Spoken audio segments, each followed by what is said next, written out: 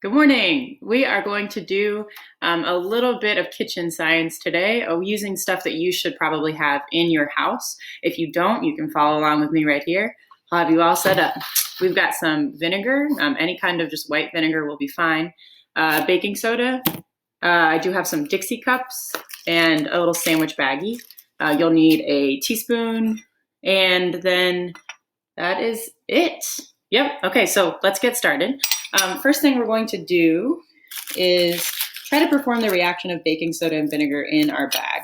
So you can take your teaspoon and doesn't have to be exact, but you just want about a teaspoonful of baking soda and place it in your bag just in the corner like this.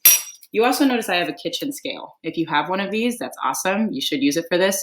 If not, just follow along with me. So I will take my Dixie cup and fill it a little less than halfway full. Again, this is not super exact, but it's okay, with my vinegar. So now I've just got my Dixie cup full of vinegar.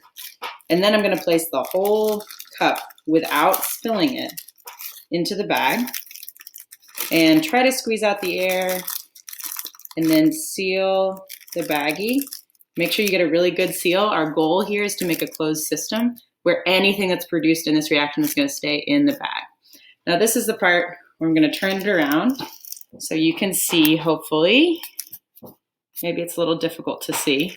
I'm going to make sure my scale is at 0, which it is. I guess you can't really see there, but it's at 0. And then I'm going to place my whole contraption on the scale. Maybe I'll tilt it up like this so you can see. It says it weighs 40 grams.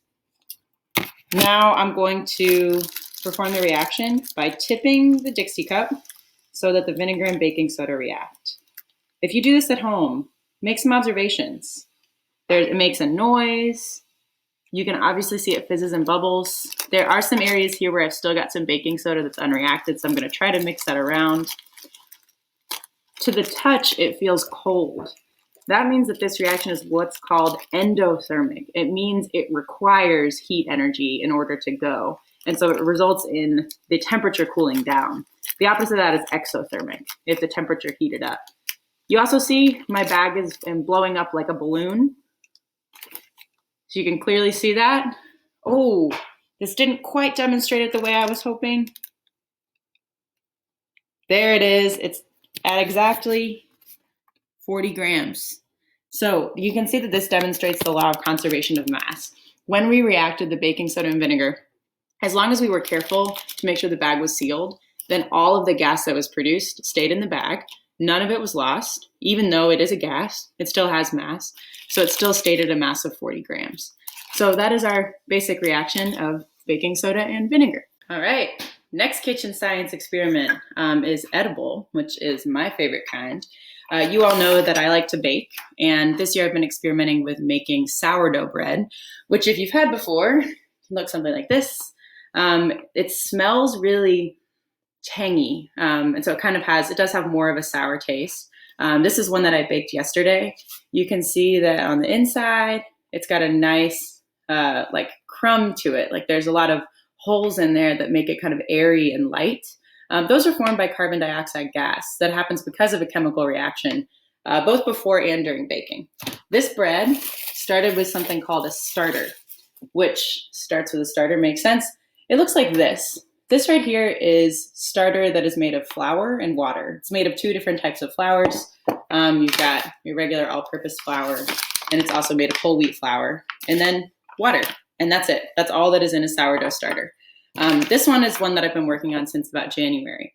What I'm going to show you now is how I feed the starter. So if you want to do this on your own, I will link to you a website that shows you how to make starter. To feed it, I put in about a half cup of whole wheat flour, and then a full cup of all-purpose.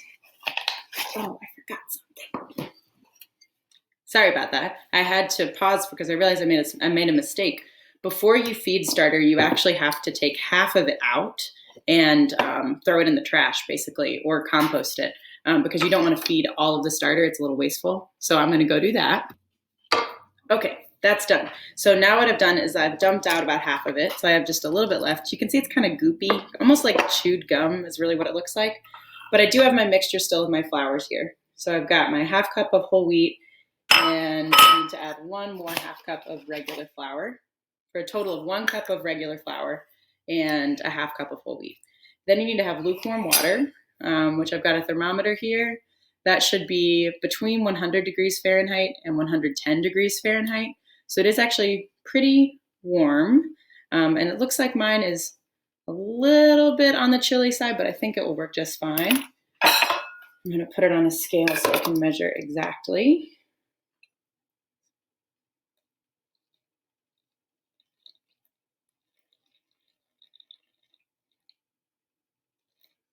Okay. And then once I get this all kind of put together, right now it's just kind of a gloopy mess. I will post another video that shows you what this looks like in probably about 4 hours. You will see a change. Right now I'm just mixing it together.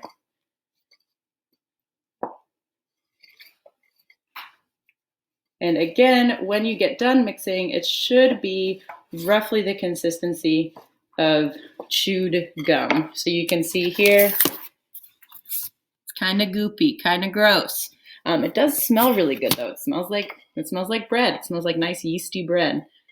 So that is it for the starter, and I will post another picture to show you what it looks like in a couple hours.